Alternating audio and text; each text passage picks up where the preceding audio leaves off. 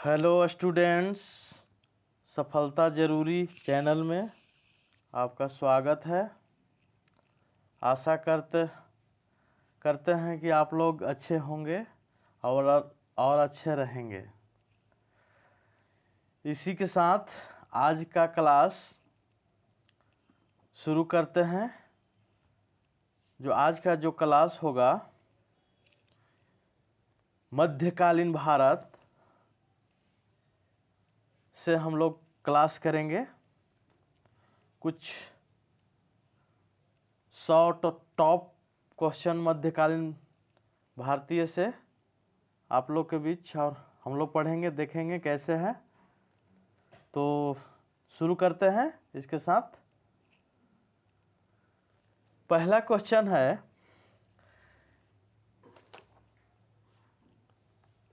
किसके शासन काल में किसके शासन काल में 1398 ईस्वी में तैमूर ने दिल्ली पर आक्रमण किया था? नसरुद्दीन मोहम्मद तुगलक, उस समय जो दिल्ली का जो शासक था वो नसरुद्दीन मोहम्मद तुगलक था। नेक्स्ट क्वेश्चन, निजामुद्दीन औलिया किस तुगलक से समकालीन थे? तो वह किसके समकालीन थे? तो गयासुद्दीन तुगलक का। सारनाथ स्तंभ का निर्माण किसने करवाया था? जो सारनाथ स्तंभ का निर्माण करवाया था, अशोक ने करवाया था। नेक्स्ट क्वेश्चन, अशोक के सारनाथ स्तंभ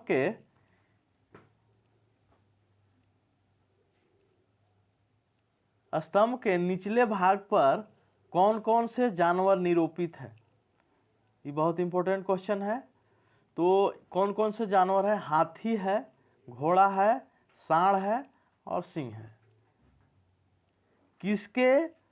अगला क्वेश्चन, किसने सहिष्णुता, उदारता और करुणा के त्रिविध आधार पर राजवंश की स्थापना की थी? तो अशोक जो था वो वही स्थापना किया था। अगला क्वेश्चन, अशोक ने कहा चोल, पांड्य, केरल पुत्र और सत्य पुत्रों का अपनी पड़ोसी शक्तियों के रूप में उल्लेख किया था? तो अगला तो शिलालेख 2 में इसका उल्लेख है। नेक्स्ट क्वेश्चन, 8वां क्वेश्चन, अशोक के अभिलेख में उसके किस एकमात्र पुत्र की चर्चा की गई है? तीवर का चर्चा किया गया है अशोक के अभिलेख में। नेक्स्ट क्वेश्चन, दिल्ली सल्तनत में सबसे लंबा अवधि तक किस वंश का शासक चला था? तो तुगलक वंश का। अगला क्वेश्चन, अशोक के अभिलेखों में उसके किस एकमात्र पुत्र की चर्चा की गई है? तो तीवर का है। इसमें रिपीट कर दिया क्वेश्चन, इससे कोई मतलब नहीं है, याद भी हो जाएगा। तो आगे चलते हैं हम लोग। हिंदुस्तान की राजधानी दिल्ली से दौलताबाद किस शासक ने स्थानांतरित की थी? तो वह कौन किया था? तो मोहम्मद तुगलक ने। MBT भी कहते हैं हम लोग शॉर्ट में, मोहम्मद बिन तुगलक। याद करने के लिए MBT भी कहते हैं। अगला क्वेश्चन चलेंगे, अशोक ने अपने किस शिलालेख में स्वयं का उल्लेख किया था?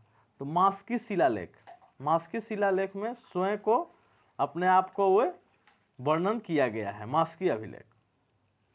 चलिए ठीक है, अगला क्वेश्चन चलते हैं। अशोक ने ब्राह्मी अभिलेखों को सर्वप्रथम किसने पढ़ा था? तो किसने पढ़ा था? जेम्स प्रिंसेप ने, जो 1768 के आसपास पढ़ा था। अगला क्वेश्चन, श्रीनगर की स्थापना किस शासक ने की थी? तो अगला क्वेश्चन हम लोग देखेंगे, अशोक ने श्रीनगर जो राज्य है वो किसने स्थापना किया था? तो अशोक ने किया था। ठीक है, आगे चलते हैं हम लोग। नेक्स्ट क्वेश्चन, मध्यकालीन भारत का प्रथम शासक कौन था जिसने सती प्रथा पर निषेध लगाया था? बहुत इंपॉर्टेंट क्वेश्चन है।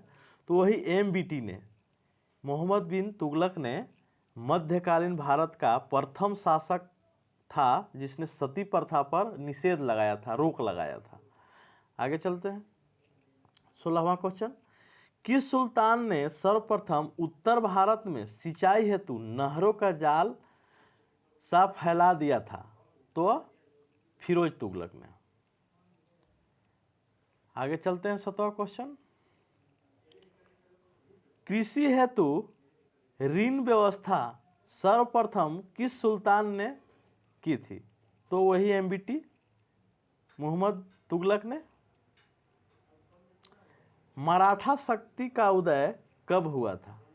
मराठा शक्ति का जो उदय हुआ था 17वीं शताब्दी में उत्तरार्ध हुआ था। आगे चलते हैं। किसने नेतृत्व में 17वीं शताब्दी का उत्तरार्ध में मराठा शक्ति का जन्म दिया था? तो शिवाजी ने। शिवाजी यहाँ आंसर होगा इसका। अब चलते हैं नेक्स्ट क्वेश्चन, 21वां, औरंगजेब का प्रथम राजनीतिक पद क्या था? जुझार सिंह बुंदेला के विरुद्ध अभियान का नेतृत्व किया। अगला क्वेश्चन चलते हैं।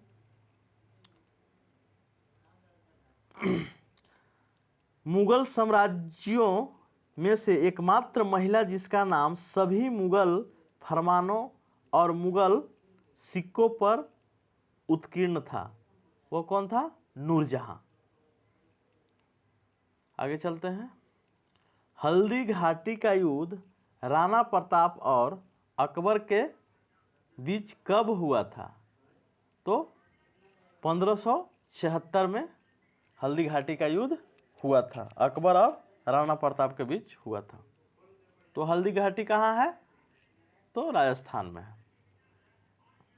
नेक्स्ट क्वेश्चन 24वां हम लोग चलते हैं। भारत पर आक्रमण करने वाला प्रथम मंगोल कौन था? तो वह चंगेज था। कब किया था? तो 1221 ईस्वी में किया था। चलिए ठीक। पृथ्वीराज अंत में किसके द्वारा पराजित हुआ था? जो पृथ्वीराज चौहान था जो किसके से हारा था, पराजित हुआ था? तो मोहम्मद गौरी के द्वारा हुआ था। चलते हैं अगला सवाल 26वां, अंतिम मुगल बादशाह कौन था? ये बहादुर शाह द्वितीय, जफर भी कहते हैं इनको। ये अंतिम मुगल बादशाह था। नेक्स्ट क्वेश्चन 27वां, किस मुगल बादशाह ने अपने पुत्र का नाम सूफी संत शेख सलीम चिश्ती के नाम पर रखा था? तो वह कौन रखा था? अकबर। अकबर ने रखा था। अकबर ने पानीपत का द्वितीय युद्ध किस राजा के विरुद्ध लड़ा था? तो वह हिंदू शासक हेमू के बीच 1761 में लड़ा था पानीपत का द्वितीय युद्ध।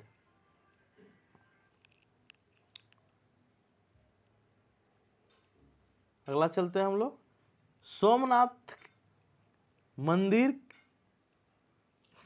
सोमनाथ के मंदिर का पुनः निर्माण किसने करवाया था? तो कुमार पाल ने करवाया था।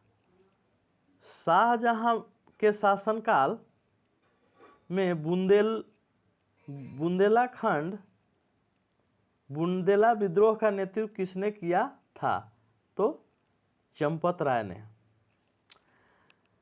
नेक्स्ट क्वेश्चन 31वां, भारत में प्रथम तुर्की आक्रमण के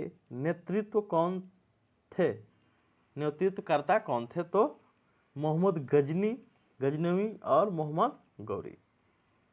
1299 ईस्वी के रामानंद में का जन्म किस स्थान पर हुआ था? तो प्रयाग में हुआ था। चूंकि क्वेश्चन याद करने से पहले क्वेश्चन को, स्टेटस को समझना बहुत ज़रूरी है। आप किस लिए याद कर रहे हैं, इसको आप अगर बोझा बना करके याद करेंगे तो आपसे याद नहीं होगा। इसको थोड़ा आराम से लीजिए, हंसते हुए लीजिए, फ्रेंडली लीजिए। इसके बाद आपसे पढ़िए, याद होगा। चलिए आगे चलते हैं हम लोग। नेक्स्ट क्वेश्चन क्या था? भारत का प्रथम मुगल बादशाह कौन था? भारत का प्रथम मुगल बादशाह बाबर था। ठीक है, बाबर जो 1526 में मुगल का स्थापना किया था। नेक्स्ट क्वेश्चन चलते हैं।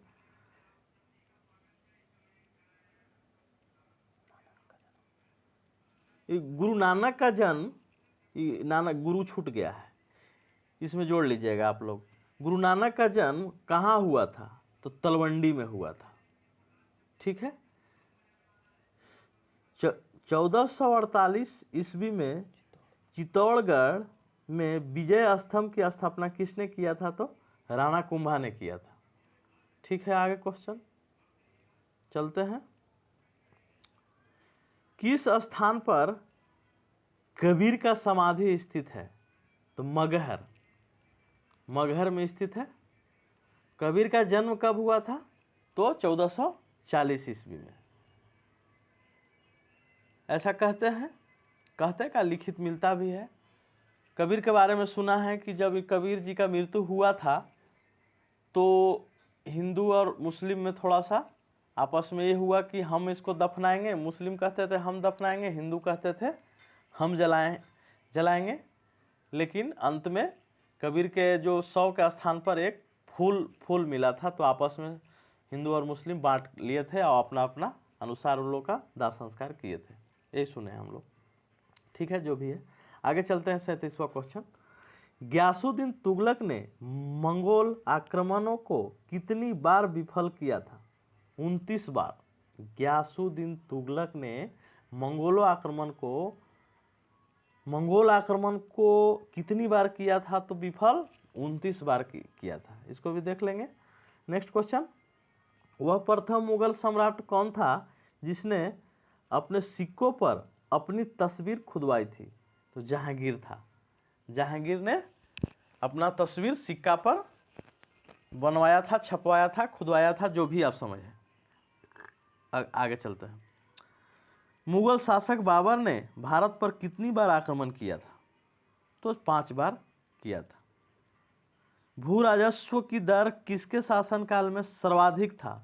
तो याद रखिएगा, अलाउद्दीन खिलजी का शासनकाल में सर्वाधिक भू राजस्व का देना पड़ता था किसानों का।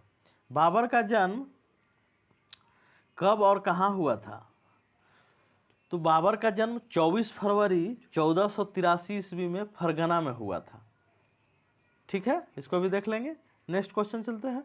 बाबर भारत का पहला आक्रमण किसके विरोध किया था? यूसुफ जाइयो के विरोध किया था। ठीक है, आगे चलते हैं। बाबर का पहला महत्वपूर्ण आक्रमण कब माना जाता है? तो बाबर का पहला आक्रमण 1526 में माना जाता है। पानीपत की प्रथम युद्ध में किसको हराया था? तो इब्राहिम लोदी को हराया था। अगला क्वेश्चन चलते हैं। पानीपत की पहली लड़ाई किसके बीच हुआ था? बस वही है, इब्राहिम लोदी के और बाबर के बीच में हुआ था। यहाँ बाबर विजयी हुआ था। चलिए आगे चलते हैं। पानीपत की पहली लड़ाई कब लड़ी थी? वही क्वेश्चन है। तो 1526 ईस्वी में लड़े थे। खानवा का युद्ध कब और किसके बीच हुआ था? तो 1527 ईस्वी में राणा कुंभा और बाबर के बीच लड़ा गया था खानवा का युद्ध। आगे को चलते हैं। 47वां क्वेश्चन। बाबर और मेदिनी राय के बीच हुआ युद्ध किस नाम से जाना जाता है? तो चंदेरी का नाम से जाना जाता है? चंदेरी का युद्ध से नाम से जाना जाता है बाबर और मेदिनी राय के बीच हुआ था। वह कब हुआ था? तो 1528 ईस्वी, याद रखेंगे आपको, 1528 ईस्वी। ठीक है, अगला चलते हैं। घाघरा का युद्ध, घाघरा का युद्ध में बाबर ने किसको पराजित किया था? तो क्या है? मोहम्मद लोदी को। इब्राहिम लोदी का क्या था? तो भाई था। आगे चलते हैं 49वां क्वेश्चन। बाबर का आत्मकथा को किस नाम से जाना जाता है? ये बहुत इंपॉर्टेंट है। तुजू के बाबरी, तुजी के बाबरी, जिसको बाबर नामा भी हम लोग कहते हैं। ये लास्ट क्वेश्चन एक और है। किस युद्ध में बाबर ने तोप खाना का इस्तेमाल किया था? तो पानीपत का प्रथम युद्ध को में वो तोप खाना का प्रयोग किया था, इसीलिए बाबर विजय बार बार हो जाता था। थैंक यू दोस्तों। ठीक, नेक्स्ट वीडियो के साथ मिलते हैं। अगर अच्छा वीडियो लगे तो सब्सक्राइब, लाइक एंड शेयर जरूर कर दीजिएगा। ओके। यही आपसे